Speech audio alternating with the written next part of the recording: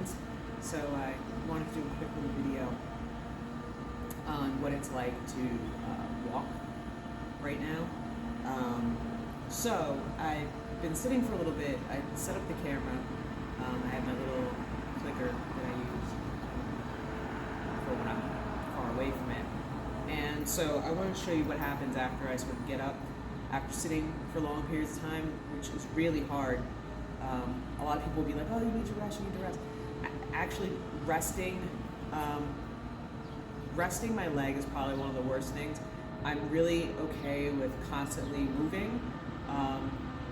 Standing is all right, but sitting, I can get comfortable, but I have to shift my weight a lot when I'm sitting.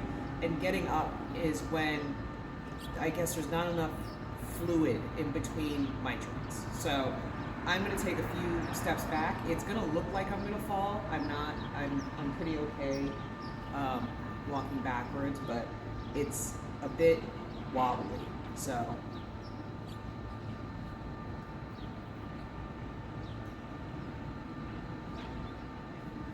I actually have one of my canes behind me. I've been using a hiking stick, a trekking pole. My physical therapist actually recommended that it was a bit easier to walk with, and it is because of the MS. I have a tendency to drop canes a lot, so I usually always have to have some kind of strap. So I'm going to walk towards you. So this is about as fast as I kind of move right now. But yeah, I use one of these. I've adjusted it so it's your elbow sort of at a 90-degree angle. It's a bit easier. If I feel like I need to lean on it, I can adjust it here to kind of like, and it has a bit of a give to it, like a spring, which is helpful because I live in a city, and so I need something that has like a better, you can see I use this a lot, so when I go and walk the dogs and things like that, I usually have this with me. But like I said, it's the inability to sort of turn this hip that way. So if I'm sitting, which I don't know if you guys will be able to see me if I sit here, I might be able to. There we go. If I want to turn and go that way, I can't turn this leg out. There's a bone spur that's stopping it. There's not enough fluid or cushioning in between the hip. So in general, when I have to get up, I really have to brace myself. So when I get up, I mean I can't, it just sucks. So this is what it's like for me to get up.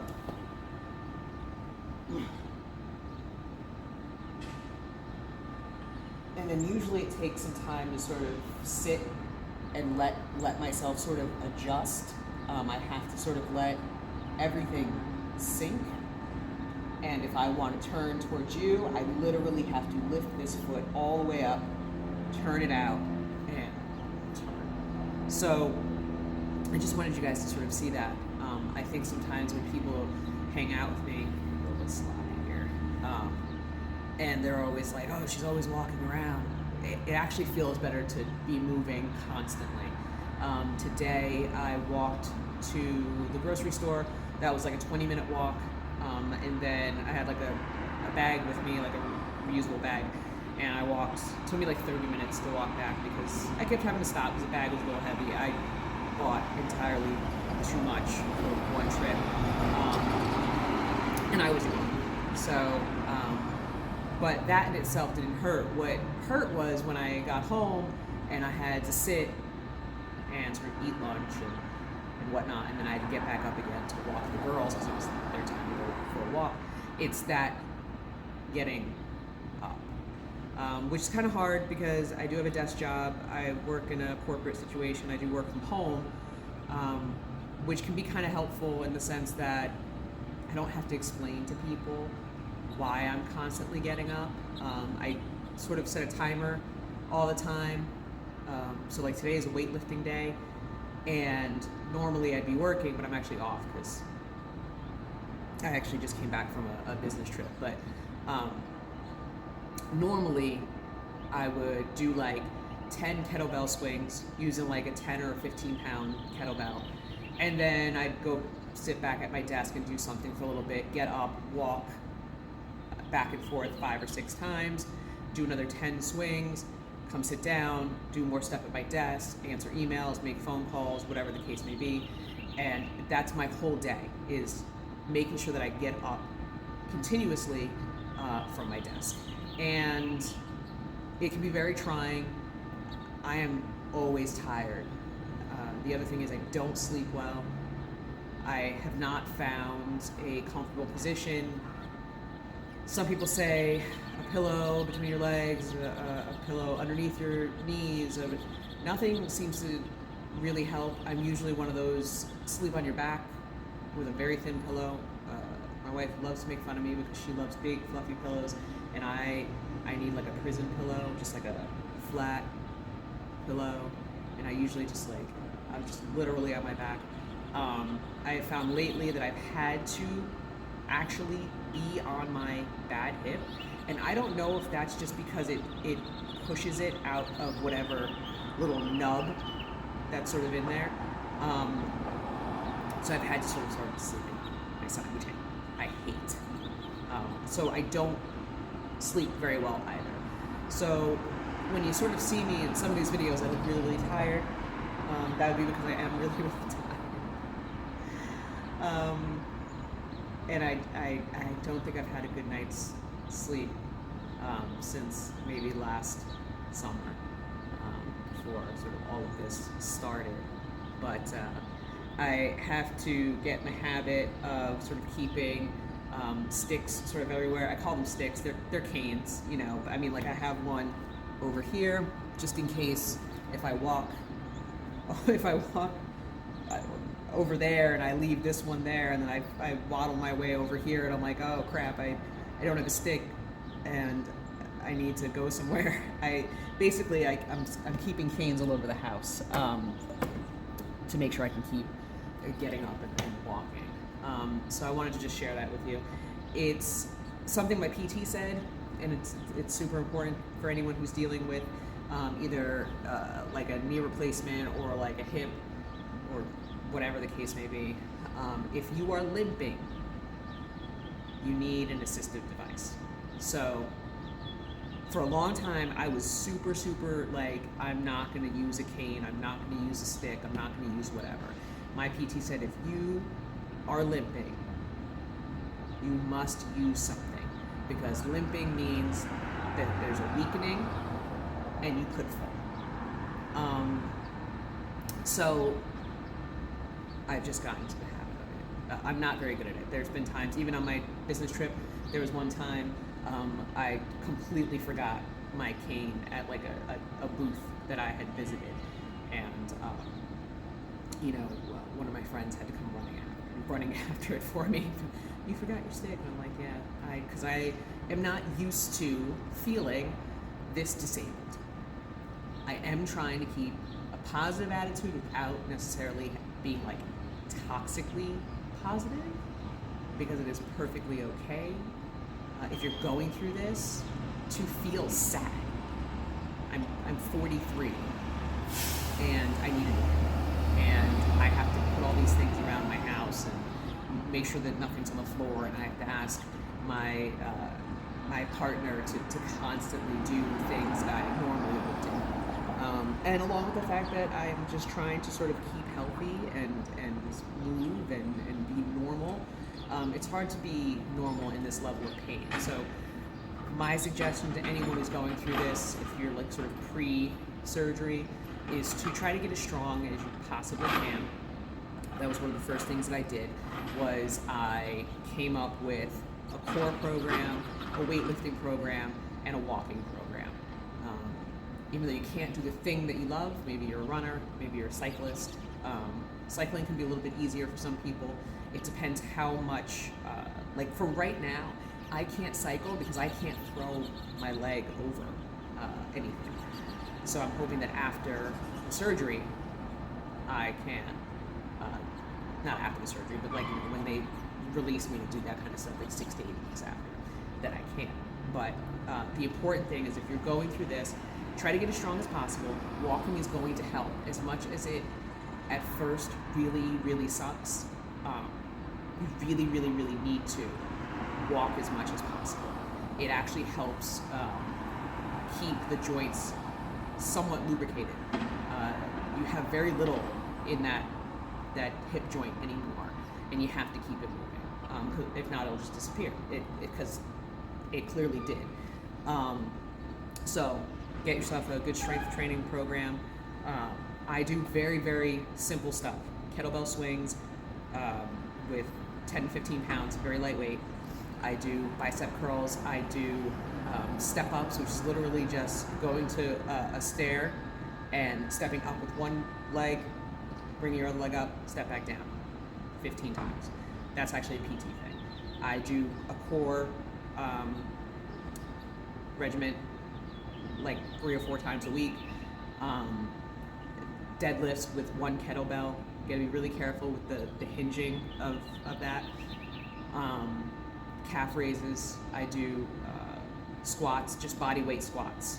Literally holding on to like the counter when I'm brushing my teeth, which is also a really good way to sort of get steps in and to do those things. You know, I have one of those toothbrushes where like at the 30-second mark, it like, I don't know, like pauses to tell me I'm at 30 seconds. And when I get to that, I usually just start doing like calf ups just while I'm going, brushing my teeth. And then when the next 30-second thing happens, then I pace back and forth. And then I come back and I might do, 15, 20 squats, and then I'm done brushing my teeth. So it's really important, try to do simple things like that. Don't go nuts. You'll hurt yourself. But you want to get yourself as strong as possible for the surgery. Lots of walking, some strength training, clear it with your PT, clear it with your ortho, or whoever it is that you're reporting to, depending what country or state that you're in. The other thing is invest in a couple of different types of canes and things like that. If your insurance covers it, great. My insurance only covered my walker, and I'm going to be doing a video on the stuff that I've had to buy for this to make myself more comfortable, and some of the things I had to buy for after surgery, which I think it's funny. They'll say, well, insurance won't cover it, but we really recommend that you spend hundreds of dollars on whatever it is. And of course, we are privileged enough and blessed enough to be able to afford those things. I'm very grateful for us being in that situation, which also means that once I'm done with this, I will be donating all of those things to people who are not as blessed as we are in terms of money. Find yourself ones that you like. Like I said, I like the hiking, trekking poles. They come in 2s, so I usually keep one in my office. Usually one's on me.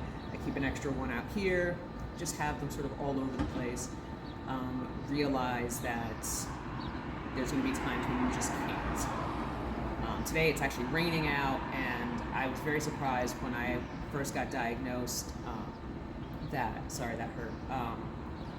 That when it rains, you hear it like old people say, they're like, "Oh, it's gonna rain. My elbow hurts." Yeah, well, it's good. It legitimately the right before it started raining this morning, early in the morning, my hip woke me up, as if to say it's gonna rain. So I would highly suggest getting yourself a couple of sticks, a couple of canes, putting them sort of around the house. Take the time to walk, take it easy. Watch your food, your diet intake. It's really easy, especially if you were super active before and you got to, because exercise isn't a replacement for a bad diet. You can't outrun a bad diet. But if you're at a kind of a higher level runner or cyclist or swimmer or something like that, where you're consistent, you can say, oh, well, I can eat whatever I want on Saturday, and Sunday I have my long run and I'll be fine. Well, I don't have that option anymore, so I've been really careful about what I'm eating. So you want to watch your food intake. You want to get yourself a strength and conditioning program, work it out with your PT, get a walking program, or like a recumbent bike. Cycling kind of hurts for me, so I can't do that right now, but you might be able to. And in general, sort of give yourself some grace in terms of what you're going through. It is hard going from being very, very active and doing 2 half marathons a year and numerous 5Ks, numerous, and hiking and camping and all the things that I love to do, and not being able to sort of do all of those things. It's very rough. You have to find ways to, I can't remember what my PT said, but it's kind of like finding other things to focus on because you are in so much pain. So making a list of things that you just sort of do every single day. And make it a point to do those things and sort of check them off. And if it's like, I'm going to listen to a podcast, and you're going to sit down and really enjoy that podcast, then do it. I'm going to sit down and read this book. I'm going to sit here for 15 minutes and really get into this book. I'm going to watch 1 episode of whatever. I'm going to walk for 15 minutes every 2 hours. You have to make these little goals so you don't go completely insane. So it's important to keep a realistic, positive view of what you're going through. And I have good days, and I have absolute crap days. Today's not so bad, even though I am kind of, limping around and whatnot. Walking to the store was nice. Walking home my groceries was nice. The weather's nice. I'm trying to focus on those things that I can still enjoy, even though it's not running. So find yourself something to do.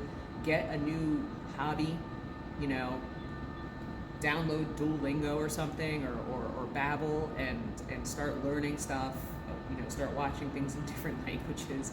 You have to focus on something else, because the doctor's going to fix this. I can't fix this. All the glucosamine in the world is not going to fix this. All the turmeric in the world is not going to fix this. That's bone on bone. A very, very smart surgeon is going to fix this. And all I can do is sort of work out the other things. So that's my advice.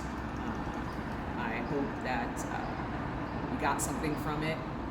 I am going to be posting some of my exercise programs soon that are I think are pretty good for people who have who need new hips, or they have bad knees, or things like that.